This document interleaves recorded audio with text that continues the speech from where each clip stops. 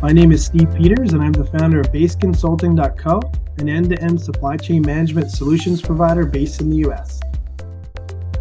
Yeah, this is Paul Weedman, the owner of Victor Group. Our business is to be the eyes and ears of our customers, helping the supply chain in China. So how did the visit go at the film factory? Plastic film? Yeah. It's very exciting. I made the visit to three manufacturers, or neighboring Shenzhen, as always. Right. Which it's pretty much convenient. It's like 1 hour drive to each of them. And the first one was not really very much cooperative. They used to do a lot of eco-friendly packaged product. Obviously, they're at the good moment of the world market, looking for environmentally friendly product. Have good business. So they simply don't care. Don't want to invest a lot of time into the new product development, which is understandable. For a lot of factories, manufacturers here in China, they are pretty much passive. They have no idea of what's going on in the market and don't care about that. They just want to have a lot of orders to feed into the production line. Right. I tried to convince them to make some changes on the machine because I already figured out what the problem is from our discussion. Then the second one, a plastic blowing factory. So if you look into most of the plastic sacks or even like the water bottle, they use the blowing technology to blow the whole product. For bottles and things like that? Yes. That PET, like PET plastic? It's called the PPLDPE something. I don't know exactly what's the name, but one of the many variants. So cool. This one seems to be more cooperative. So I made some demonstration of my idea in the office. So now we got the idea after several rounds of discussion how to make that product to be true. At least I believe we get to the point. So the idea is you use a plastic film at the edge, surrounding the edge. You laminate a harder kind of like a tape, and that will make the surrounding part to be like a very short wall. But there will be some manual work, and that will make the cost a little higher than usual, obviously. Right. Additional process. Yeah, but the good thing is at least agree to do some prototype for us for testing purpose. I'm still waiting for the final confirmation about the cost and lead time, but we will be there in the next day or two. Sounds good.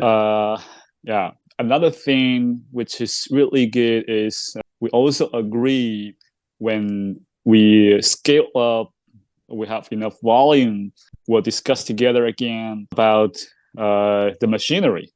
So if you look into the whole supply chain, then we can talk to them face to face. But we'll do this at the same time. One, when we got the product prototype and the cost approved by our customer, then we move forward to the actual prototyping stage and the machinery evaluation. So whenever we want to scale to 10 million pieces or a billion pieces, we'll be ready.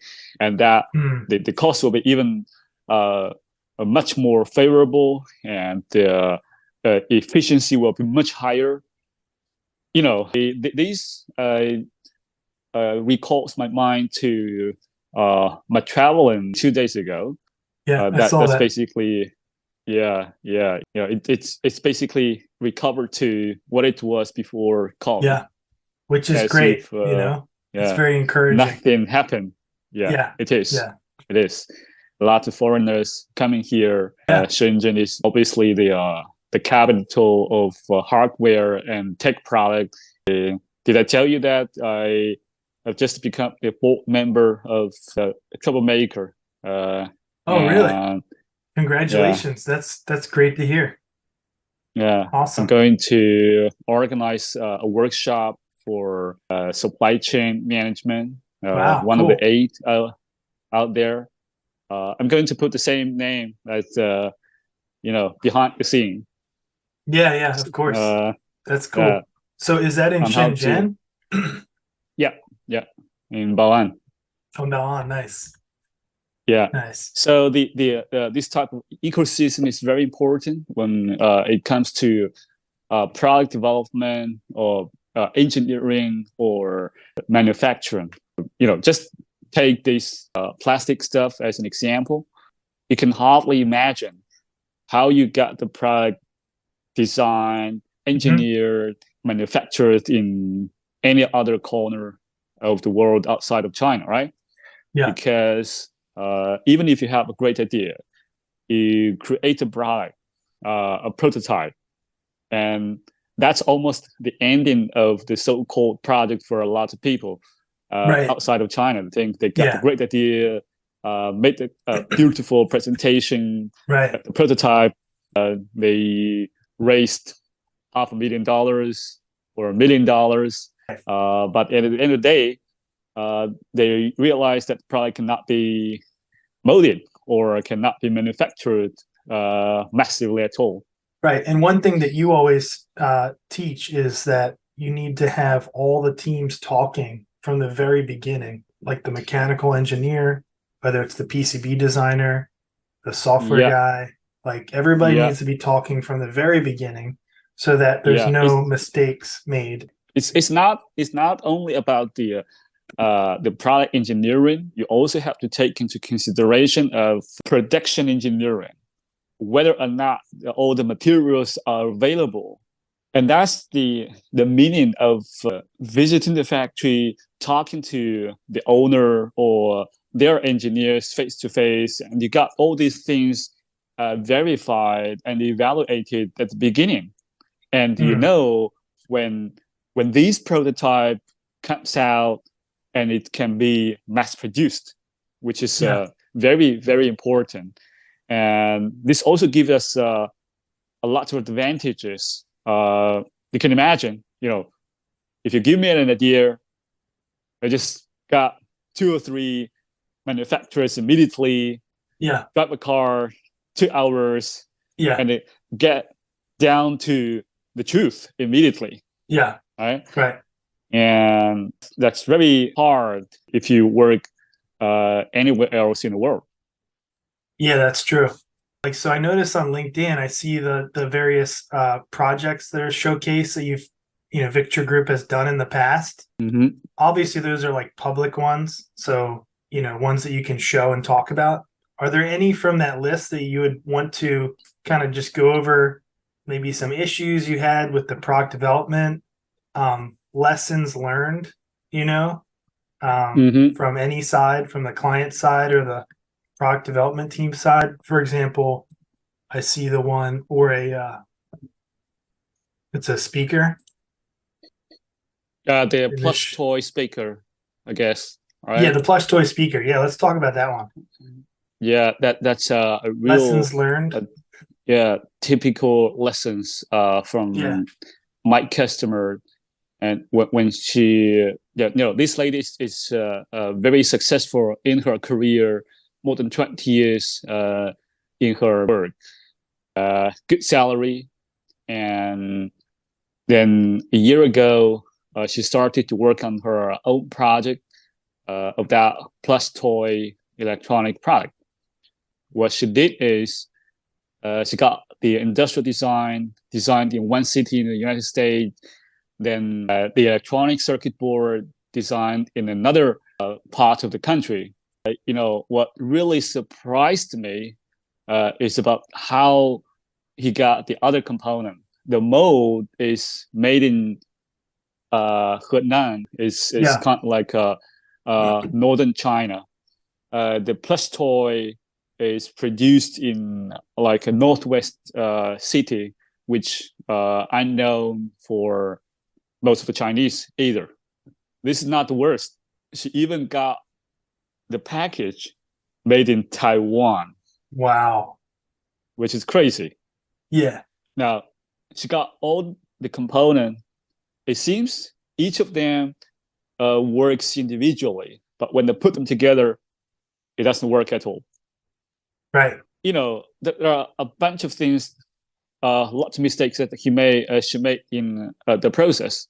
First of all, as a supply chain management guy for many years, it's simply ridiculous when you just got all the supply chain scattered around different parts of the world.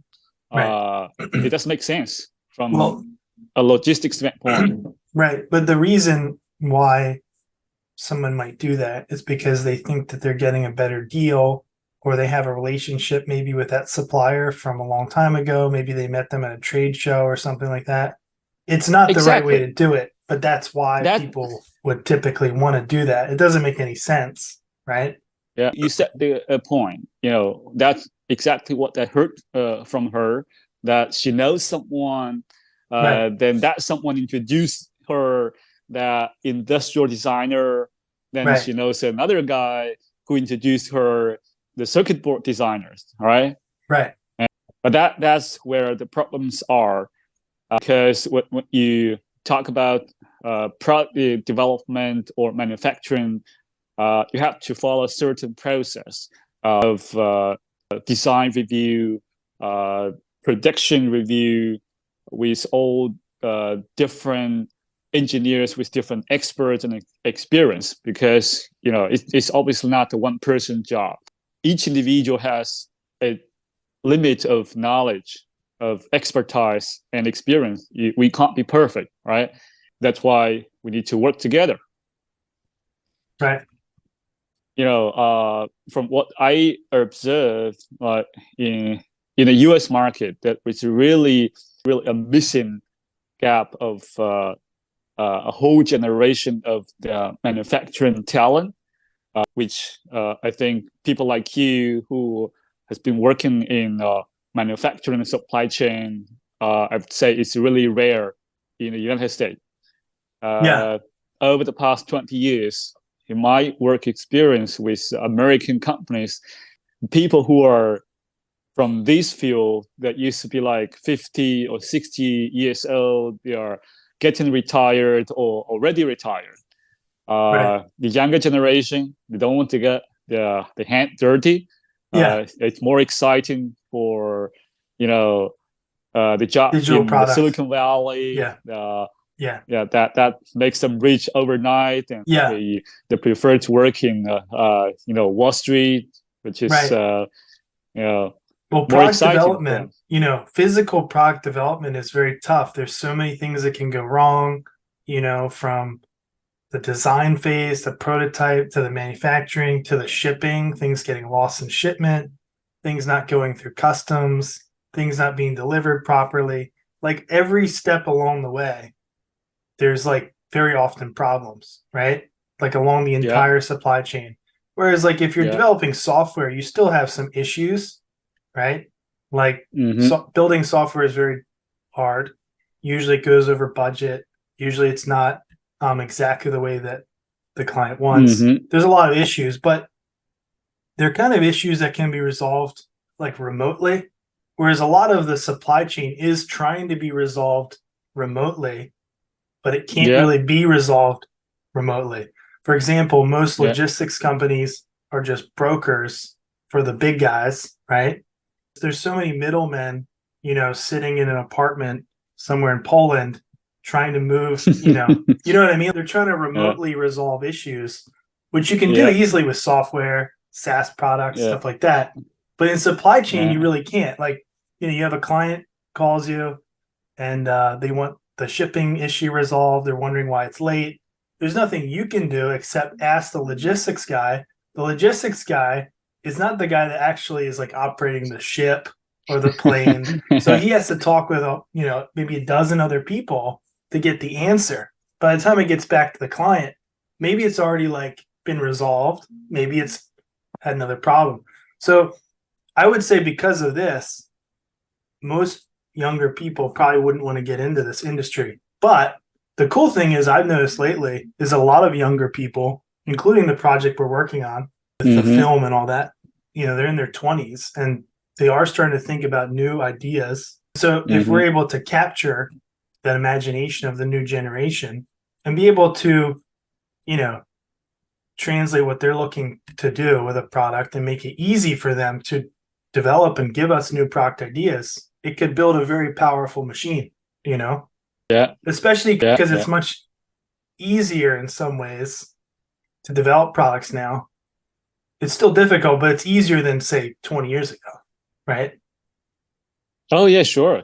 We have a lot more tools like 3D printers, which is easily accessible and affordable.